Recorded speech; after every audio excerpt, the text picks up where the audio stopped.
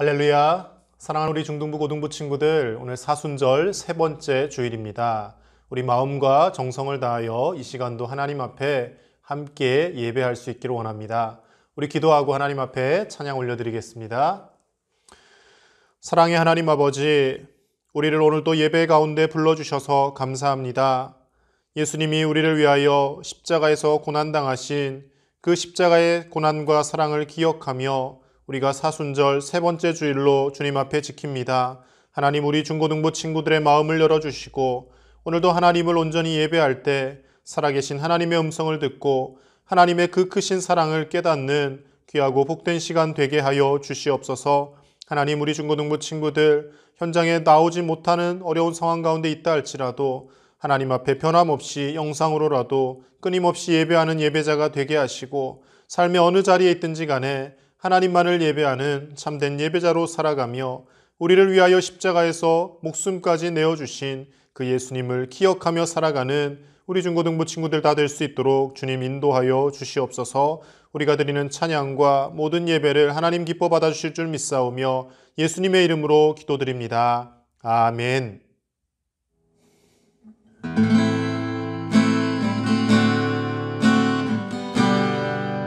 완전하신 나의 주님, 완전하신 나의 주, 의의 길로 날 인도하소서. 행하신 모든 일 주님의 영광 다 경배합니다. 완전하신 나의 주님, 완전하신 나의 주, 의의 길로 날 인도하소서. 행하신 모든 일 주님의 영광 다 경배합니다.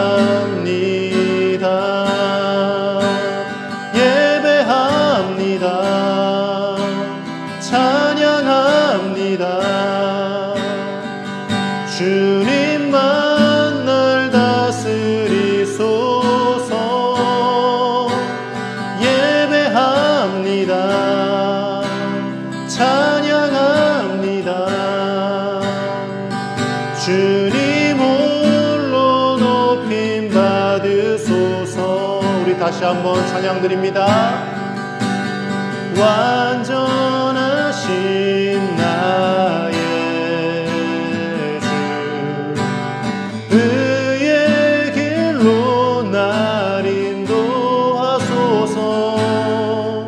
행하신 모든 일 주님의 영광 다 경배합니다. 예배합니다. 예배합니다. 찬양합니다. 주님만 날 다스리소서. 예배합니다. 찬양합니다. 주님 홀로 높임 받으소서. 예배합니다. 찬양합니다. 주님만 날 다스리소서. 예배합니다. 찬양합니다. 주님 홀로 높임 받으소서.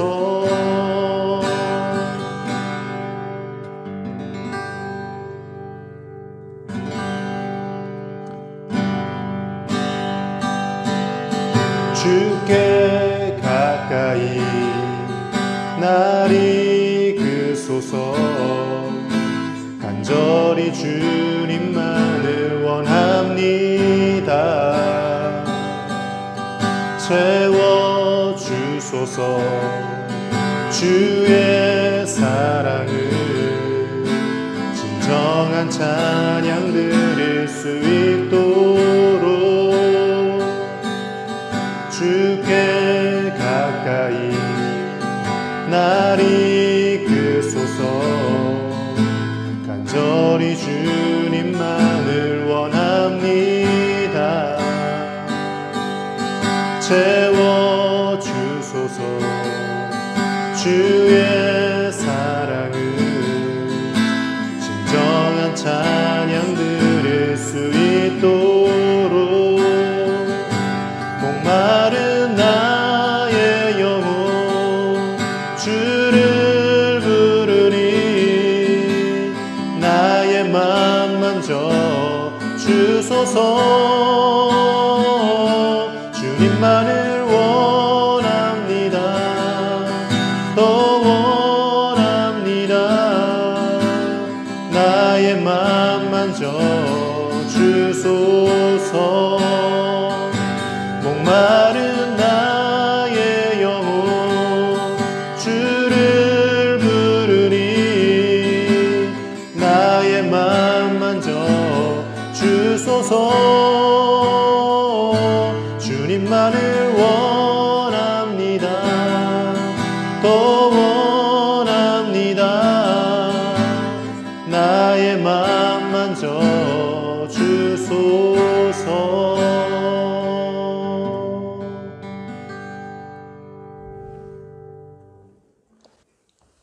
우리 다 함께 사도신경으로 하나님께 신앙 고백을 올려드리겠습니다. 나는 전능하신 아버지 하나님, 천지의 창조주를 믿습니다. 나는 그의 유일하신 아들, 우리 주 예수 그리스도를 믿습니다. 그는 성령으로 잉태되어 동정녀 마리아에게서 나시고 본디오 빌라도에게 고난을 받아 십자가에 못 박혀 죽으시고 장사된 지 사흘 만에 죽은 자 가운데서 다시 살아나셨으며 하늘에 오르시어 전능하신 아버지 하나님 우편에 앉아 계시다가 거기로부터 살아있는 자와 죽은 자를 심판하러 오십니다. 나는 성령을 믿으며 거룩한 공교회와 성도의 교제와 죄를 용서받는 것과 몸의 부활과 영생을 믿습니다. 아멘. 우리 예배를 위해 함께 기도하겠습니다. 사랑의 아버지 하나님, 감사합니다. 귀한 3월을 주시고 이제 새로운 학기 시작하게 하여 주심을 감사합니다. 새 학기를 맞이하여 우리가 온 마음과 정성을 다하여 예배드리오니 우리의 예배를 받아주시고 하늘의 은혜로 또 힘으로 가득히 채워 주시옵소서. 한 주간 살아가면서 주님을 찾지 못하고 또 기억하지 않았던 시간들이 있습니다. 또 주님께서 맡기신 귀한 형제자매들, 내 이웃들을 사랑하지 못했던 시간들이 있습니다. 주님 용서하여 주시고 우리를 정결케 하여 주시고 주님 마음 채워주셔서 하나님의 뜻대로 살아가는 주의 자녀들이 다 되게 하여 주시옵소서. 주님 그 뜻대로 살아가기 위해 주님의 음성을 듣고자 합니다. 윤태현 목사님을 통하여 주시는 귀한 하나님의 말씀을 우리가 듣게 하여 주시고 또 성령님 충만하게 임재하여 주셔서 그 뜻대로 살아갈 수 있도록 주님 우리에게 능력을 허락하여 주시옵소서. 또 학기를 새로 시작합니다. 하나님 시작하는 학기 가운데 함께하여 주셔서 지혜와 명철과 강건함을 허락하여 주시고 또 좋은 친구들과 좋은 선생님들, 좋은 관계들을 허락하여 주셔서 주님 기쁨으로 학업 잘 감당할 수 있도록 하여 주시고 비록 어렵고 힘든 순간에도 주님께서 주신 힘으로 또 지혜로 잘 감당하는 주의 자녀들을 다 되게 하여 주시옵소서. 오늘 주님 특별히 미얀마를 위해 기도합니다. 미얀마 가운데 있는 악업이 더 이상 확장되지 않도록 주님께서 막아주시고 그 땅 가운데 평화를 허락하여 주시고 모든 악한 이들이 물러갈 수 있도록 또 주님의 뜻이 세워질 수 있도록 주님 역사하여 주시옵소서. 이를 위하여 함께 기도하고 또 동참하는 우리 모두 되게 하여 주시고 주님께서 뜻하신 것이 무엇인지 깨닫는 귀한 시간 될 수 있도록 주님 또한 함께하여 주시옵소서. 또 이 한 주도 주님의 은혜로 잘 살아갈 수 있도록 주님 인도하여 주시고 주님 기억하며 주님의 뜻을 따르고 또 행하는 귀한 한 주 될 수 있도록 주님 인도하여 주시옵소서. 모든 것 감사드리오며 예수님의 이름으로 기도드립니다. 아멘. 오늘 우리에게 주시는 하나님의 말씀은 신약 성경 요한복음 9장 1절에서 7절까지의 말씀입니다. 요한복음 9장 1절에서 7절까지의 말씀을 봉독하겠습니다. 예수께서 길을 가실 때에 날 때부터 맹인된 사람을 보신지라. 제자들이 물어 이르되 랍비여, 이 사람이 맹인으로 난 것이 누구의 죄로 인함이니이까? 자기니이까 그의 부모니이까? 예수께서 대답하시되 이 사람이나 그 부모의 죄로 인한 것이 아니라 그에게서 하나님이 하시는 일을 나타내고자 하심이라. 때가 아직 낮음에 나를 보내신 이의 일을 우리가 하여야 하리라. 밤이 오리니 그때는 아무도 일할 수 없느니라. 내가 세상에 있는 동안에는 세상의 빛이로라. 이 말씀을 하시고 땅에 침을 뱉어 진흙을 이겨 그의 눈에 바르시고 이르시되 실로암 못에 가서 씻으라 하시니, 실로암은 번역하면 보냄을 받았다는 뜻이라. 이에 가서 씻고 밝은 눈으로 왔더라. 아멘. 여러분, 세상을 살아가다 보면 때로는 참 이해가 되어지지 않는 일들이 일어나곤 합니다. 언뜻 생각할 때 저 사람은 누가 보아도 악인이고 저런 나쁜 사람은 빨리 벌을 받아서 하나님이 데려가셔야 할 것 같은데, 그런 생각이 드는 사람이 의외로 더 잘 먹고 좀 오래 사는 것 같다 싶은 사람이 있습니다. 그리고 누가 보아도 저 사람은 법이 없이도 살 것처럼 참 착하고 바른 사람인 것 같은데 생각지도 못한 불의의 사고를 당하는 그런 일들을 경험하기도 합니다. 여러분, 세상이 우리 생각대로, 우리가 예상한 대로 돌아간다면 얼마나 사는 것이 쉽겠습니까? 그런데 그렇지가 않습니다. 대부분의 사람들이 착한 일을 한 사람은 오래 또 병 없이 행복하게 부자로 잘 살았으면 좋겠고, 나쁘고 흉악한 사람은 벌을 받아서 빨리 죽거나 어떤 큰 고통에 처했으면 좋겠다, 이런 마음들을 갖는 것이 사실이지 않습니까? 저도 예외는 아닙니다. 우리의 마음속에 권선징악이나 인과응보, 이런 마음들이 늘 들어있기 때문에 항상 그렇게 생각할 수밖에 없는 것이죠. 그런데 여러분, 이렇게 이해되어지지 않는 일들을 경험할 때 사람들은 어떻게 반응을 보입니까? 어떤 이들은 이런 반응을 보이겠죠. 만약에 신이 존재한다면, 너희들이 말하는 그 하나님이 살아계신다면 왜 이런 일이 일어나게 하시는 거야?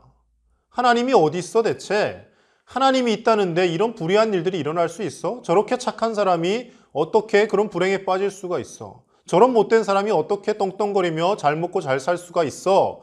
라고 소리치며 하나님을 비웃거나 또 하나님을 향해 조소를 퍼붓는 사람들이 있습니다. 이런 반응을 보이는 사람들이 있고요.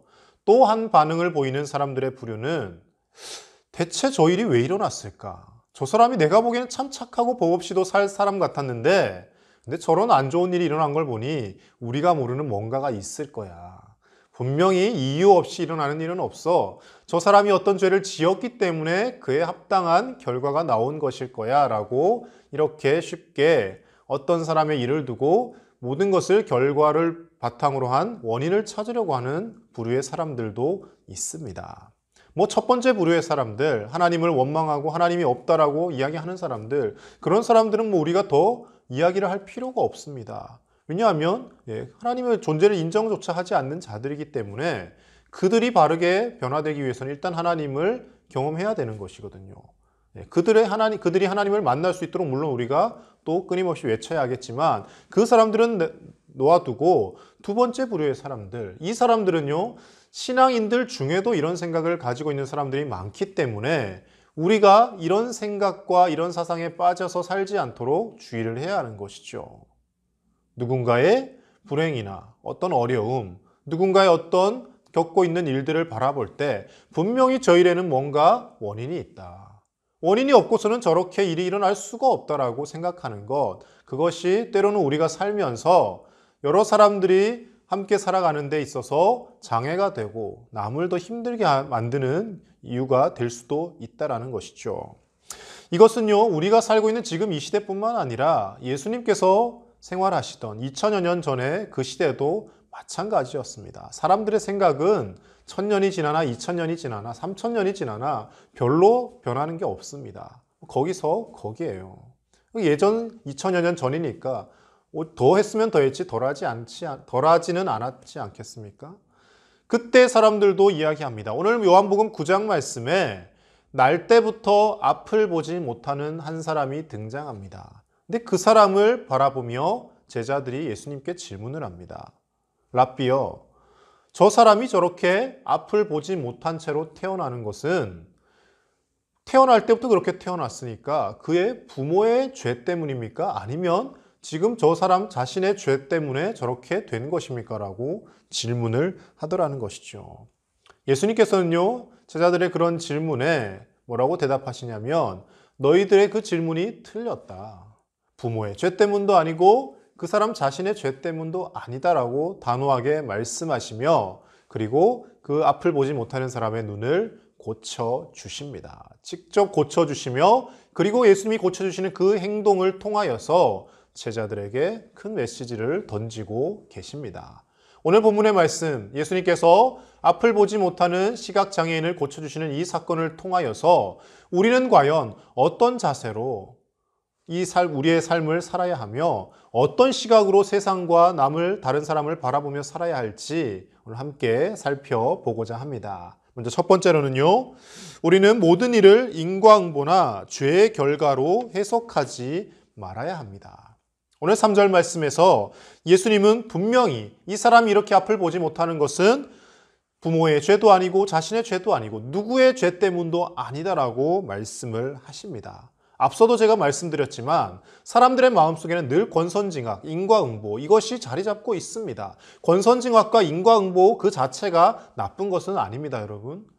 권선징악이나 인과응보의 사상이 있으면 그래, 선은 항상 복을 받고 악을 행하면 망하게 되어 있으니까 착하게 살아야지. 사람들이 착하게 살려고 하는 동기를 부여할 수 있어요. 인과응보, 원인이 있으면 결과가 있다. 그래, 내가 이런 일을 하면 분명히 이런 나쁜 결과가 나올 거니까 하지 말아야지. 사전에 미리 일을 계획하고 좋은 방향으로 끌고 가려는 그런 장점이 있습니다. 그래서 권선징악과 인과응보 자체가 나쁘지는 않아요. 그 사상을 가지고 우리가 선하고 착하게 하나님의 자녀답게 살려고 하는 것은 얼마든지 괜찮습니다. 그런데 문제가 무엇입니까? 이 인과응보와 권선징악의 사상을 세상에서 일어나는 모든 일들에 다 대입을 시켜서 특별히 나에게가 아니라 남에게, 다른 사람에게 어려움과 불행에 처한 사람들을 바라보며 저 사람은 분명히 죄를 지었기 때문에 처벌을 받고 있는 거야. 저 사람이 저렇게 불행에 빠진 데에는 분명히 그만한 어떤 대가를 치를 만한 일을 했기 때문에 그럴 거야 라고 다른 사람을 쉽게 판단하고 정죄하는 일들이 생기기 때문에 그러하기 때문에 그런 경우에서는 인과응보와 권선징악이 상당히 위험하다라는 것이죠. 예수님 당시의 사람들도 마찬가지였습니다. 대부분의 사람들이 저렇게 날 때부터 앞을 보지 못하는 저 정도 불행을 가지고 태어나는 사람은 그의 부모나 가족 중에 또는 심지어 그가 얼마나 큰 죄를 지었길래 저렇게 태어났을까라는 생각으로 가득 차 있었다는 것이죠. 오늘 예수님께 이 질문을 한 사람들이 누구입니까? 지나가는 무리들, 바리새인들, 예수님을 책잡으려고 하는 사람들 아닙니다. 예수님의 제자들조차도 예수님과 함께 다니던 제자들조차도 예수님께 이렇게 질문을 했다라는 거예요. 랍비여, 선생님, 저 사람 저렇게 불행하게 태어난 거 대체 얼마나 큰 죄를 지었길래 저렇게 태어났습니까? 라고 제자들조차도 그런 마음을 갖고 있었다라는 겁니다. 예수님은 분명히 단호하게 죄 때문이 아니다라고 말씀하십니다. 물론 죄를 지어서 죄에 대한 대가로 형벌을 받고 처벌을 받고 하나님이 죄인과 악인을 치셔서 어떤 불행에 빠지는 경우도 있습니다. 그러나 모든 당하는 어려움과 불행이 죄의 결과는 아니라는 것입니다. 시편의 말씀에 악인은 망하리로다라고 말씀을 하지만 망한 모든 사람이, 어려움을 겪는 모든 사람이 다 악인이다라고는 이야기하지 않습니다. 정방향은 성립을 하여도 역방향까지 성립하지는 않는다는 거예요. 때로는 의인도, 선한 사람도 고통에 처할 수 있고 고난을 당할 수 있다라는 것을 성경은 얼마든지 우리에게 나타내고 있습니다. 여러분, 부모의 죄 때문에 앞을 보지 못하고 태어났다 이렇게 주장하는 근거가 어디에 있겠습니까? 그 근거가 뭐 다른 부분에서도 찾을 수 있겠지만요. 대부분의 많은 사람들이, 당시에 또 구약 신약의 사람들이 하나님이 주신 율법, 출애굽기의 그 말씀, 10계명의 말씀을 주실 때 하셨던 그 말씀을 예로 들며 근거를 많이 찾습니다. 출애굽기 20장 5절 말씀 제가 읽어보겠습니다. 그것들에게 절하지 말며, 하나님 외에 다른 것에 절하지 말라는 것이죠. 그것들을 섬기지 말라. 그리고 뒤에 이어집니다. 나 내 하나님 여호와는 질투하는 하나님인즉 나를 미워하는 자의 죄를 갚되 아버지로부터 아들에게로 3, 4대까지 이르게 하거니와. 이 말씀을 가지고 이제 사람들이 생각을 하는 거예요. 하나님이 분명 말씀하시지 않았냐? 나를 미워하는 자, 하나님을 제대로 경외하지 않는 자의 죄를 갚는데 그 아버지로부터 3, 4대까지 갚는다고 하셨어. 아버지로부터 3, 4대니까 자식, 아들, 그리고 손자, 그리고 증손자까지 내려가겠네. 좀 더 4대까지 가면 고손자까지 내려가겠네. 그러니까 태어날 때부터 저렇게 앞을 보지 못하는 어려움을 가지고 태어난 저 사람은 분명히 그 부모나 할아버지나 조상들의 누가 어떤 큰 죄를 지었을 거야 라고 사람들은 생각을 하는 것이죠. 여러분, 성경을 볼 때 참 조심해야 할 것이요. 한 절만 떼가지고, 성경의 특정 부분만 떼가지고 그것을 전체라고 생각하면서 보는 것이 상당히 위험합니다. 하나님 말씀을 우리가 봐야죠. 매일 한 절이라도 묵상을 해야죠. 그렇게 한 절 묵상하려면요, 여러분 차라리 잠언 말씀 이런 걸 묵상하십시오. 잠언은요 정말 간단해서 딱 한 절에 떨어집니다. 그래서 교훈이 간단하게 한 절 한 절 이렇게 떨어지기 때문에 괜찮은데요. 성경을 모든 것을 그렇게 한 절만 딱 보고 판단을 하면 이런 오류에 빠지기가 쉽다라는 것이죠. 하나님께서 아버지의 죄를 3, 4대까지 갚겠다라는 말씀이 과연 무슨 뜻이겠습니까? 뭐 어떤 의미로 이 말씀을 주신 본질이 무엇인지를 찾아봐야 된다는 거예요. 멀리 갈 필요도 없습니다. 바로 밑에 다음 말씀에 해답이 나와 있어요. 출애굽기 20장 6절 말씀 제가 읽겠습니다. 나를 사랑하고 내 계명을 지키는 자에게는 1000대까지 은혜를 베푸느니라. 아멘. 자, 앞서 하나님을 멸시하는 사람, 하나님을 경외하지 않는 사람에게는 몇 대까지요? 3, 4대까지 벌을 주시고, 하나님을 사랑하고 계명을 지키는 사람은 몇 대까지요? 1000대까지 은혜를 베푸신다라고 말씀하십니다. 자, 그렇다면 여러분, 구약의 신약의 하나님의 뜻대로 예수님의 말씀대로 살다간 많은 믿음의 선진들이 있지 않습니까? 과연 그러면 그 사람들, 아브라함과 같은 사람들, 아브라함의 이후로 아브라함, 이삭, 야곱, 요셉 해서 1000대까지 다 복을 받았습니까? 아브라함 이후로 1000대면 얼마나 많은 세대입니까? 수천 년이죠? 아니에요, 여러분. 말씀을 문자적으로 그대로 해석하면 안 되는 거예요, 이 말씀은. 하나님께서 3, 4대까지 아버지 죄를 갚겠다 하시고 또 하나님을 경외하는 자에게는 1000대까지 은혜를 베푸시겠다고 하는 말씀은 하나님은 그만큼 우리의 죄악에 따라 형벌을 내리시고 우리를 벌하시기를 원하시는 분이 아니라 어떻게 할 수만 있으면 우리를 더 사랑하시고 우리에게 은혜를 베풀고자 하시는 분이라는 것을 말씀을 통해 비유해서 나타내시는 것이죠. 3, 4대라고 해서 그럼 아버지가 죄 지으면 그 태어나는 자녀들은 무슨 잘못입니까? 그냥 그 집안에서 태어난 것밖에 없잖아요. 물론 예전에 조선시대나 중세시대 때 천민의 노예 집안에서 태어나면 계속 노예가 되는 것이죠. 그건 사회 신분 제도가 잘못된 것이죠. 사회 부조리함 때문인 것이죠. 아버지의 죄악이 자녀에게 영향을 미칠 수는 있습니다. 그럼 생각해 보십시오. 우리 아버지가, 내가 태어났는데 아버지가 늘 도둑질 하시는 분이에요. 아버지가 흉악범이에요. 강도예요. 그럼 자녀가 자라면서 뭘 보고 자라겠습니까? 아버지의 그 흉악한 일을 배우지 않겠습니까? 도둑질하는, 소매치기하는 그 기술을 배우지 않겠습니까? 아버지가 도박하는 타짜라고 생각해 보십시오. 아들도 딸도 어릴 때부터 그것만 보니까 영향을 받겠죠, 물론. 그런 의미에서 본다면 3, 4대까지 영향이 있다고 할 수도 있습니다. 그러나 내가 태어날 때부터 선천적인 장애를 갖고 태어났는데 날 때부터 내가 태어나 보니 이런 어려움이 있는데 그것이 저 아버지 죄 때문에 그 자녀에게 엄청난 징벌이 쏟아졌다. 이것은 하나님의 속성이 아닙니다. 아버지가 정말 믿음의 귀한 훌륭한 신앙인이셨는데 태어나 보니 그러면 그 자녀들은 마음대로 살아도 손주들은 아무리 흉악한 짓을 해도 아버지가 정말 신실한 믿음의 사람이었기 때문에 아들, 손주, 그 증손주 계속해서 자신의 삶과는 상관없이 하나님의 복을 받고 그렇게 삽니까? 아니에요. 하나님 앞에 심판을 받느냐 받지 않느냐, 하나님 앞에 구원을 받느냐 받지 않느냐는 철저히 자기 믿음으로 결정되는 것이고요. 물론 좋은 부모 밑에서 태어나면 좋은 영향력을 받고 악한 부모 밑에서 태어나면 악한 영향력을 받기는 하겠지만 그러나 그 악인에게서 태어났다고 해서, 선인에게서 태어났다고 해서 자녀들도 똑같이 그대로 되어지는 것은 아니라는 것입니다. 하나님이 3, 4대까지 자녀들을 벌하겠다고 말씀하시고 그리고 1000대까지 은혜를 베푸시겠다고 말씀하신 것은 여호와 하나님은 우리를 벌 주기를 원하시는 것보다 우리에게 은혜 베푸시기를 원하시는 마음이 훨씬 더 크다라는 것을 하나님이 말씀해 주시는 것입니다. 그리고 분명히 직접적으로 또 이렇게 말씀하신 구절이 있습니다. 에스겔 18장 20절 말씀 보겠습니다. 에스겔 18장 20절. 범죄하는 그 영혼은 죽을지라. 아들은 아버지의 죄악을 담당하지 아니할 것이요 아버지는 아들의 죄악을 담당하지 아니하리니 의인의 공의도 자기에게로 돌아가고 악인의 악도 자기에게로 돌아가리라. 아멘. 에스겔 18장 20절 말씀에 하나님은 분명히 말씀하십니다. 아들은 아버지의 죄악을 담당하지 않을 것이고 아버지도 아들의 죄악을 담당하지 않는다고 말씀합니다. 이 당시에도 사람들이 계속 이렇게 생각했거든요. 아버지가 죄를 지으면 아들이 고통당한다. 아들이 잘못해서 아버지가 벌받는다. 아버지가 신 포도주를 마시면 아들의 입도 시다, 이렇게 이제 비유를 하면서 표현을 했거든요. 아니라고 말씀하시는 거예요.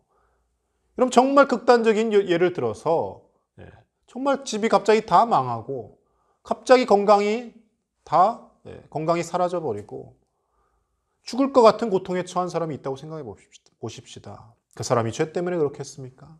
성경에 그런 인물이 나옵니다. 욥기를 보시면 욥이라는 인물이 나오죠. 근데 성경 초반에 표현하기를 동방의 의인이라고 표현합니다. 우스 땅에 거주했던 그 욥. 그렇게 의롭게 하나님 앞에 살았던 사람, 물론 인간이니까 하나님 앞에 완벽할 수는 없었겠죠. 그러나 세상에 당시에 살던 그 어떤 사람들보다도 하나님을 경외하고 하나님 앞에서 신실하게 살아가려고 했던 욥이었지만 그가 일순간에 재산이 다 날아가고 자녀들이 떼죽음을 당하고 몰살을 당하고 가축도 사라지고 자신의 몸에 병이 들어서 기왓장으로 몸을 긁으며 그런 고통에 처했다는 것이죠. 욥의 친구들도 찾아와서 욥 보고 회개를 하라고 끊임없이 이야기하는데 그 욥기의 주제는 욥의 죄로 인하여 욥이 고통을 당했으니 욥이 회개해야 된다, 이게 아니라는 거예요. 욥의 죄와 상관없이 때로는 인간이 살다 보면 어려움을 겪기도 하고 때로는 악한 마귀가 우리를 시험에 빠뜨리기도 하고 하나님께서 우리를 연단하셔서 더 강한 믿음을 주시려고 하기도 하고 우리 생각으로는 판단할 수 없는 수많은 일들이 일어난다라는 것입니다. 사랑하는 우리 중고등부 친구들, 주변에서 어려움을 당하는 사람들, 또 내 주변에 힘들어하는 사람들을 보며 쉽게 그 사람에게 어떤 판단과 정죄를 하지 않기를 원합니다. 어려움에 처한 친구들을 보며 혹시 저 친구는 저렇게 살더니 벌 받을 줄 알았어, 쉽게 이런 말을 하고 있지는 않습니까? 하나님이 기뻐하시지 않습니다. 누가 되었든 어려움을 겪는 사람, 아픔을 당한 사람, 그 사람의 이 아픔과 어려움이 어디서부터 비롯되었는지 원인을 따지는 것이 먼저가 아니라 함께 손잡아주고 함께 그 아픔을 이겨낼 수 있도록 격려하는 것이 저와 여러분들이 하나님으로부터 받은 사명인 줄로 믿습니다. 그러한 자세로 살아갈 수 있는 우리 중고등부 친구들 되기를 간절히 축복합니다. 두 번째로요, 우리는 불행의 순간까지도 하나님의 영광을 위하여 사용하여야 합니다. 오늘 3절 말씀에서 예수님은 말씀하십니다. 이 사람이 이렇게 날 때부터 앞을 보지 못하는 것은 부모나 그의 죄 때문이 아니라 하나님의 일을 나타내기 위함이다. 즉 하나님의 영광을 드러내기 위함이다라고 말씀을 하십니다. 여러분 생각해 보십시오. 아니 이렇게 힘들고 어려운 상황에서 불행하게 태어났는데 무슨 하나님의 영광을 나타내겠습니까? 라고 우리가 생각하지 않겠습니까? 근데 예수님은 그렇게 생각하시지 않는다라는 거예요. 환경과 조건에 상관없이 우리 아무리 열악한 환경과 상황이라 할지라도 그것을 통하여 하나님의 영광을 드러낼 수 있다라는 겁니다. 부자여야만 많은 헌금을 하고 하나님께 영광 돌리는 것이 아니라 내 몸이 건강해야지 하나님을 마음껏 찬양하고 예배하며 영광 돌리는 것이 아니라 내가 성공하고 출세해서 높은 고위 간직에 앉아야 하나님이 기뻐하시는 것이 아니라 때로는 병석에 누워있다 할지라도 때로는 우리 집이 망하여서 파산하였다 할지라도 때로는 내가 건강하지 못하고 많은 사람들이 나를 떠나간 그런 외톨이와 같은 신세라 할지라도 얼마든지 그 삶을 통해서도 하나님의 영광 나타낼 수 있다라고 예수님은 말씀하십니다. 여러분 어려운 상황이 불행의 순간이 어떻게 하나님의 영광을 나타낼 수 있느냐? 그 첫 번째 이유는요, 우리의 어려움과 불행 때문에 하나님을 찾을 수밖에 없다라는 것입니다. 늘 제가 자주 말씀드리지만 집이 부자고 풍족하고 부족한 것이 아무것도 없는 사람들은요, 하나님을 잘 찾지 않습니다. 이 땅에서 누리고 즐길 것이 너무 많기 때문에 그렇죠. 물론 그거 죽을 때 되면 다 내려놓고 가야 되는데 앞으로의 삶을 생각하지 않는 것이죠. 당장 부유하니까, 당장 건강하니까, 당장 내가 행복하니까 그 쾌락에만 젖어 사는 것이죠. 그런데 집이 가난하고 건강하지 못하고 가정에 여러 가지 문제가 있고 어려움이 있고 열심히 공부하는데 성적이 잘 오르지 않고 이런 친구들은 어떻게 합니까? 하나님 제발 나를 좀 도와주세요. 하나님밖에 없습니다. 내 옆에는 내 손 잡아주실 분은 하나님밖에 계시지 않습니다. 하나님을 찾게 된다라는 거예요. 그래서 그 하나님을 찾음으로 인하여 어떤 큰 은혜가 주어집니까? 영원한 천국이라는, 영생이라는, 구원이라는 무엇과도 바꿀 수 없는 큰 선물을 하나님으로부터 받게 된다라는 거예요. 여러분 생각해 보십시오. 이 땅에서 연약한 모습으로 80년을 살다가 영원한 하나님의 나라 천국에서 행복하게 하나님을 찬양하며 사는 것이 좋겠습니까? 아니면 태어날 때부터 모든 것을 완벽하게 갖추고 태어나서 이 땅에서 100년을 살다가 하나님을 찾지 않아서 죽어서 영원한 형벌 지옥에 떨어지는 것이 낫겠습니까? 여러분 80년, 100년 우리 인생에 길어 보이지만 시간 지나고 나면 금방 갑니다. 저도 어느덧 40년을 살았어요, 여러분. 예전에 20년, 10년 전보다요, 지금 시간이 훨씬 빨리 가는 것 같아요. 어떤 분이 그런 말씀 하시더라고요.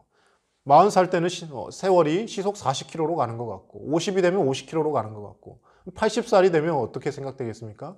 시간이 시속 80km로 가는 것처럼 빨리 느껴진대요. 금방 지나갑니다. 영원이라는 하나님의 나라에 비하면 우리의 이 삶이 너무나 짧다라는 거예요. 이 땅에서 비록 좀 고통이 있고 어려움이 있어도 하나님을 찾게 된다면 그것은 하나님께서 주신 은혜이고요. 하나님의 영광을 드러낼 수 있다는 것입니다. 그리고 우리의 어려움과 불행의 순간이 하나님의 영광을 드러낼 수 있는 두 번째 이유는요. 우리가 주변의 어려움과 아픔을 당한 사람들을 함께 도와서 그것을 이겨나갈 때 세상의 수많은 사람들이 우리의 모습을 보며 저 사람들은 정말 예수님의 제자구나. 저 사람들의 모습 속에는 예수님의 모습이 보이는구나. 하나님의 영광이 나타나게 되어 있다는 겁니다. 오늘 말씀을 보면서요. 제가 예전에는 발견하지 못했는데 최근에 발견한 사실이 하나 있습니다. 7절 말씀을 한번 보시면요. 이르시되 실로암 못에 가서 씻으라 하시니 실로암은 번역하면 보냄을 받았다는 뜻이라. 이에 가서 씻고 밝은 눈으로 왔더라. 아멘. 자, 예수님께서 이 앞 못 보는 사람을 어떻게 고쳐주십니까? 갑자기 땅에서 침을 뱉으셔가지고 이겨서 그 사람의 눈에 바르십니다. 그리고 발랐더니 갑자기 눈이 떠졌네가 아니라 실로암 못에 가서, 이 실로암 못은요 당시에 예전에 구약시대 히스기야 왕 때 바깥에 있던 물을 수로를 통해 성 안으로 끌어들여서 생겼던 못이죠. 이스라엘 백성들의, 유다 백성들의 식수로 사용되는 못입니다. 그 실로암 못에 가서 씻으라고 합니다. 근데 여러분 뭘 제가 발견했냐면요, 지금 이 사람은 어떤 상태입니까? 앞을 못 보는 상태지 않습니까? 앞을 못 봐요. 실로암 못에 가서 씻으라 했는데 실로암 못까지 이 사람이 한 걸음에 찾아갔겠습니까? 지팡이를 짚고 더듬어서 갈 수는 있겠죠. 근데 그까지 가기까지는 얼마나 많은 시간이 걸리겠습니까? 혼자 스스로 그 못에 가서 씻고 왔다고는 생각할 수 없는 것이죠. 그러면 주변에 있던 많은 사람들이, 또는 주변에 있던 어떤 사람들이 이 사람을 데리고 실로암 못까지 안내를 해줬다는 것이죠. 이 앞을 보지 못하는 사람이 고침을 받은 데는 예수님의 말씀을 듣고 실로암 못까지 믿음으로 간 이 사람의 믿음도 있었겠지만 아마도 그를 실로암 못까지 함께 데려가 주었던 친구들이나 주변 사람들의 도움도 한 몫을 했다라는 것이죠. 여러분, 예수님의 하나님의 구원의 역사와 은혜의 사건에는요, 항상 함께 이렇게 도와주고 서로 함께 아픔을 기쁨으로 바꾸어 줄 수 있도록 마음을 같이 해주는 사람들의 동역이 보입니다. 우리가 그런 공동체가 되어야 해요. 때로는 우리 주변에 어려움을 당한 사람이 있습니다. 그 어려움을 당한 대상이 내가 될 수도 있습니다. 그럴 때 정죄하며 심판하며 대체 왜 저 사람한테 저런 일이 생겼지라고 하는 것이 아니라 함께 손잡아주고 함께 그 어려움을 극복할 수 있도록 기도해주고 도울 수 있는 방법을 최선을 다해 함께 쏟아 부어줄 때 하나님의 영광이 드러나고 세상에 믿지 않는 많은 사람들은 저 사람들은 정말 그리스도인이다 라고 인정하게 될 것입니다. 사랑하는 우리 중고등부 친구들, 사순절 세 번째 주일을 맞고 이번 주간 사순절 세 번째 주간을 지나고 있습니다. 하나님의 말씀 성경 필사는 열심히들 하고 있습니까? 우리가 말씀을 필사하고 노트에 적어보고 하는 이유가 어디에 있겠습니까? 단순히 노트 한 권을 만들어서 내가 성경을 이만큼 필사했다라는 것을 뿌듯해하기 위해서는 아닐 것입니다. 말씀을 한자 적어가며 하나님의 마음이 무엇인지, 예수님이 우리를 향한 마음이 무엇인지 그것을 깨닫고자 함입니다. 하나님 아버지의 마음은 서로 심판하고 정죄하고 서로 손가락질하며 서로의 죄악과 허물을 들춰내는 데 있는 것이 아니라 생명을 살리고 때로는 사랑으로 허다한 죄를 덮어줄 줄도 알고 어려움에 처한 자들을 손잡아주며 그들을 도와주며 하나님 앞으로 함께 나아가는 것, 그것이 하나님께서 우리에게 원하시는 마음이실 것입니다. 사랑하는 우리 중고등부 친구들이 이런 사명을 다 받은 사람들입니다. 이 사순절을 지나며 우리가 예수님이 말씀하셨던 것처럼, 예수님이 보여주셨던 것처럼 생명을 살리고 어려움에 처한 자들을 돕고 세워주며 그리고 세상을 밝고 아름답게 하나님의 나라로 만들어가는 정죄와 심판을 난무하는 우리의 삶이 아니라 사랑과 용서가 가득한 우리의 삶이 되어질 수 있도록 참된 복된 사명자의 삶을 살아가는 우리 중고등부 친구들 다 될 수 있기를 주님의 이름으로 간절히 축복합니다. 기도하겠습니다. 하나님 감사합니다. 오늘도 귀한 예배 가운데 우리를 찾아오셔서 만나주심에 감사를 드립니다. 하나님 아버지, 때로는 우리가 불행의 순간에 직면할 때도 있고 우리 주변에서 어려움을 당하는 많은 사람들을 볼 때가 있습니다. 그러할 때마다 우리가 이 사건의 원인이 무엇인지 찾고 누군가를 정죄하고 비난하려고 하기보다는 어려움을 당한 이들에게 조건 없이 사랑을 베풀고 우리의 삶을 나누어 줄 줄 알고 함께 손잡아 줄 줄 아는 예수님의 마음을 가진 우리 중고등부 친구들이 다 되게 하여 주시옵소서. 심판과 판단은, 정죄는 하나님께서 하실 것이니 우리는 용서하고 사랑하고 하나님 앞에서 어려움에 처한 자들을 세워가고 생명을 살리는 일에 우리의 온 인생을 쏟을 수 있는 참된 사명자의 삶을 살도록 주님 인도하여 주옵소서. 감사를 드리며 예수님의 이름으로 기도드립니다. 아멘.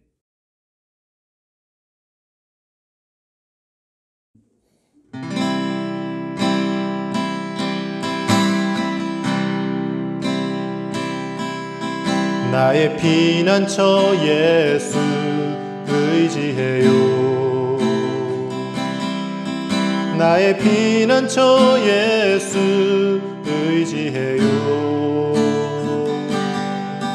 나의 가는 길에 거센 바람 몰아쳐와도 나의 피난처 예수 의지해요. 나는 영원히 주님 사랑해요. 나는 영원히 주님 사랑해요. 세상 어떤 것도 나의 사랑 끊을 수 없네.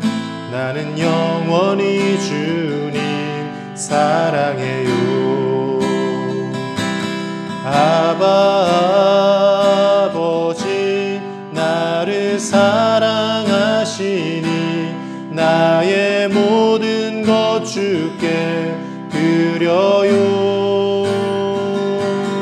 아바 아버지 내가 여기 있으니 주님 영광 위하여 써주세요. 아바 아버지 나를 사랑하시니 나의 모든 것 주께 드려요. 아바 아버지 내가 여기 있으니 주님 영광 위하여 써주세요. 주님 교회 위하여 써주세요. 주님 나라 위하여 써주세요.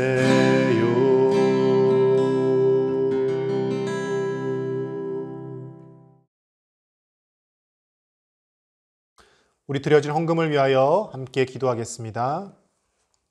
하나님 아버지 감사합니다. 오늘도 사랑하는 중고등부 친구들이 하나님 앞에 귀한 정성을 올려드립니다. 아버지 하나님, 하나님께 드린 이 예물이 하나님 기뻐 받으시는 예물 되게 하여 주시옵소서. 비록 작은 정성이라 할지라도 몸과 마음을 담아 하나님 앞에 올려드리오니 하나님 기쁘게 받아주시고 이 예물을 통하여 하나님의 나라가 더욱 확장되어져 가게 하시고 하나님의 영광이 온 천하에 드러나게 하여 주시옵소서. 내게는 드릴 것이 많지 않다라고 생각하기보다는 하나님 주신 작은 것이라도 구별하여 드릴 수 있는 귀한 믿음을 허락하여 주시고 하나님께서 일평생 동안 먹이시고 입히시고 우리에게 베풀어 주시는 은혜가 끊이지 않는 복된 삶들이 되어질 수 있도록 하나님 함께하여 주시옵소서. 사순절 기간 동안 말씀을 조금이라도 써나가며 읽어나가게 하시고 하나님의 말씀으로 인하여 우리 중고등부 친구들의 믿음이 더욱 성장하고 마음이 사랑으로 가득하며 풍성한 예수님의 은혜를 누리며 살아가는 귀한 사순절이 되게 하여 주옵소서. 감사를 드리며 예수님의 이름으로 기도드립니다. 아멘.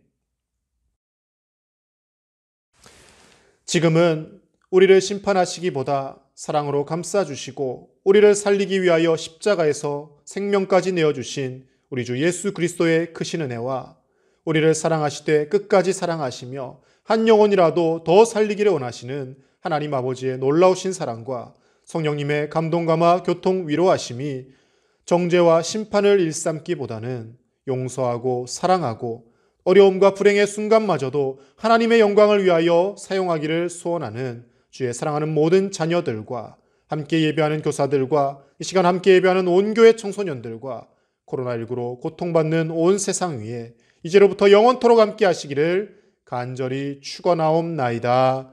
아멘. 사랑하는 우리 중고등부 친구들, 한 주간도 평안하시고 강건하시고 또 하나님 말씀 잘 묵상하고 써나갈 수 있기를 바랍니다.